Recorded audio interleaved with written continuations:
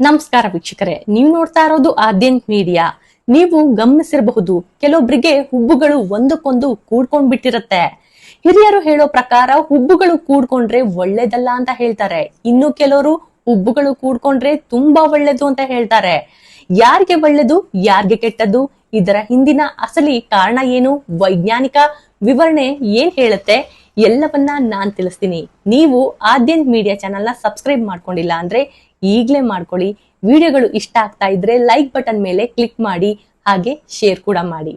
ಸಮಾಜದಲ್ಲಿ ದೈಹಿಕ ಲಕ್ಷಣಗಳ ಆಧಾರದ ಮೇಲೆ ವ್ಯಕ್ತಿಯ ಗುಣಲಕ್ಷಣ ಅಥವಾ ಭವಿಷ್ಯವನ್ನ ಅಳೆಯುವ ಸಂಪ್ರದಾಯ ಬಹಳ ಹಳೆಯದು. ತಲೆಯ ಮೇಲಿನ ಸುಳಿ ಅಂಗೈ ರೇಖೆಗಳ ಮೇಲೆ ಭವಿಷ್ಯವನ್ನ ತಿಳಿಯೋದು ಅಥವಾ ಹುಬ್ಬುಗಳ ರಚನೆ ಬಗ್ಗೆಯೂ ವಿಭಿನ್ನ ನಂಬಿಕೆಗಳು ಚಾಲ್ತಿಯಲ್ಲಿದೆ.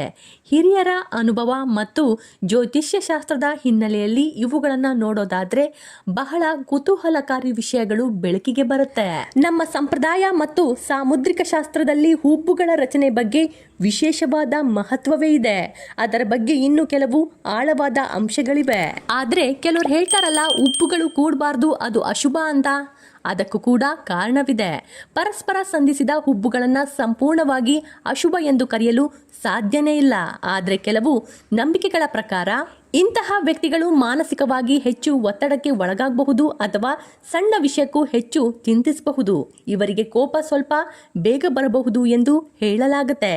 ಇಂತಹ ವ್ಯಕ್ತಿಗಳು ಸ್ವಲ್ಪ ಹಠಮಾರಿ ಸ್ವಭಾವದವರು ಮತ್ತು ಸ್ವತಂತ್ರವಾಗಿ ನಿರ್ಧಾರ ತೆಗೆದುಕೊಳ್ಳಲು ಇಷ್ಟಪಡುವವರು ಎಂದು ನಂಬಿಕೆ ಇದೆ.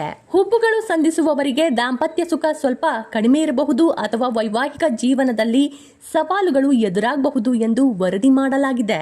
ಒಂದು ವರ್ಗದ ಹಿರಿಯರ ನಂಬಿಕೆಯಂತೆ ಇಂಥವರಿಗೆ 2 ಮದುವೆಯಾಗುವ ಸಾಧ್ಯತೆಯೂ ಇದೆ ಎಂದು ಮಾತಿದೆ. ಹುಬ್ಬುಗಳೇನೋ ಒಂದಕ್ಕೊಂದು ಜೋಡಣೆಯಾಗ್ಬಿಟ್ಟಿರುತ್ತೆ.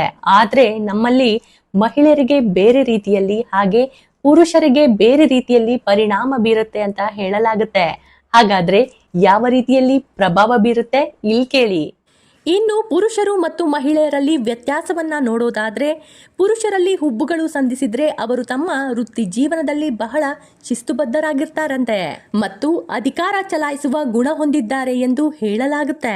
ಪುರುಷರ ವಿಚಾರಕ್ಕೆ ಬಂದ್ರೆ ಅವರಿಗೆ ಹುಬ್ಬು ಕೂಡಿರ್ಲೇಬಾರದು ಎನ್ನಲಾಗುತ್ತೆ. ಹುಬ್ಬು ಕೂಡಿರುವ ಪುರುಷರಿಗೆ ಜೀವನದಲ್ಲಿ ಸಮಸ್ಯೆಗಳು ಹೆಚ್ಚಾಗುತ್ತೆ, ಅಲ್ಲದೆ ಕಷ್ಟಗಳು ಸಾಲು ಸಾಲಾಗಿ ಬರುತ್ತೆ ಎನ್ನುತ್ತೆ ಜ್ಯೋತಿಷ್ಯ ಶಾಸ್ತ್ರ.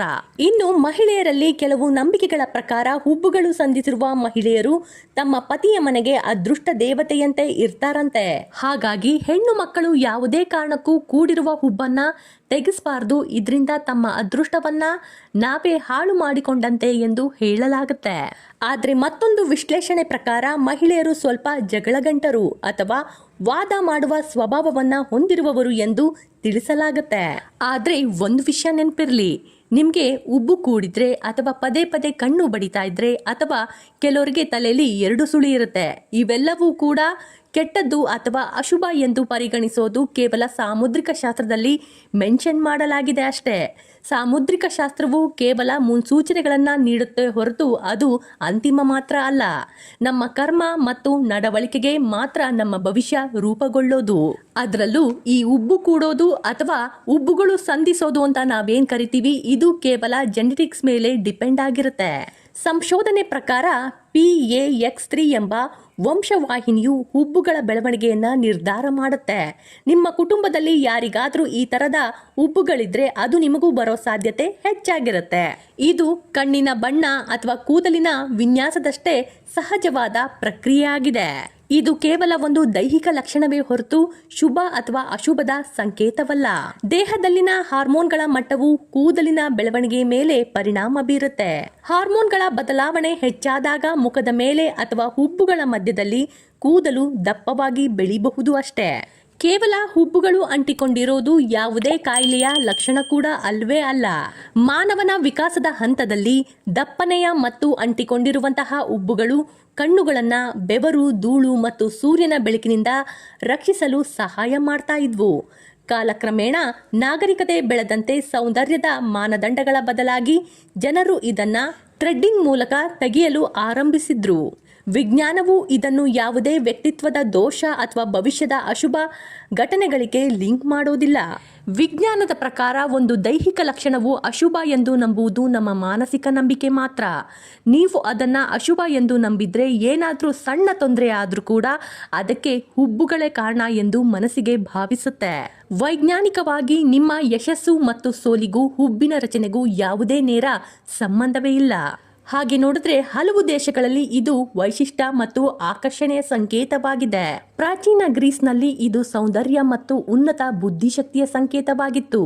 ಪರ್ಷಿಯನ್ ಸಂಸ್ಕೃತಿಯಲ್ಲಿ ಇದನ್ನ ಅದೃಷ್ಟ ಮತ್ತು ಶಕ್ತಿಯ ಸಂಕೇತವೆಂದು ಪರಿಗಣಿಸಲಾಗ್ತಾ ಇತ್ತು. ಭಾರತೀಯ ಸಂಪ್ರದಾಯಗಳಲ್ಲಿ ಇವುಗಳನ್ನ ಕೆಲವೊಮ್ಮೆ ಮೂರನೇ ಕಣ್ಣಿನ ಸಂಕೇತವೆಂದು ಗುರುತಿಸಲಾಗುತ್ತೆ. ಇದು ವ್ಯಕ್ತಿಯ ಅಂತರ್ಪ್ರಜ್ಞೆಯ ಬಲವಿದೆ ಎಂದು ಸೂಚಿಸುತ್ತೆ. ಯಾವುದೋ ಒಂದು ದೈಹಿಕ ಲಕ್ಷಣ ಮನುಷ್ಯನ ಭವಿಷ್ಯವನ್ನ ನಿರ್ಧಾರ ಮಾಡೋಕೆ ಸಾಧ್ಯನೇ ಇಲ್ಲ. ಇದು ಕೇವಲ ನಮ್ಮ ನಂಬಿಕೆ ಅಷ್ಟೇ. ಯಾಕಂದ್ರೆ ಪ್ರತಿಯೊಬ್ಬ ಸಾಧಕರು ಎಲ್ರಿಗೂ ಹುಬ್ಬು ಕೂಡ್ಕೊಂಡೇ ಇಲ್ಲ ಅಥವಾ ಕೂಡ್ದೇನೂ ಇಲ್ಲ. ಅವರವರ ಎಫರ್ಟ್ ಮೇಲೆ ಅವರ ಸಾಧನೆ ನಿಂತಿರೋದು. ಎಲ್ಲಾ ಸಾಧಕರು ಕೂಡ ಅವರ ಎಫರ್ಟ್ ಮೇಲೇನೆ ಅವರ ಸಾಧನೆಯ ಶಿಖರವನ್ನ ಹೇರಿರೋದು. ನನ್ನ ವಿಡಿಯೋಗಳು ನಿಮ್ಗೆ ಇಷ್ಟ ಆಗ್ತಾ ಇದ್ರೆ ಲೈಕ್ ಮಾಡಿ, ಶೇರ್ ಮಾಡಿ, ಸಬ್ಸ್ಕ್ರೈಬ್ ಮಾಡೋದನ್ನ ಮಾತ್ರ ಮರಿಲೇಬೇಡಿ. ಧನ್ಯವಾದಗಳು.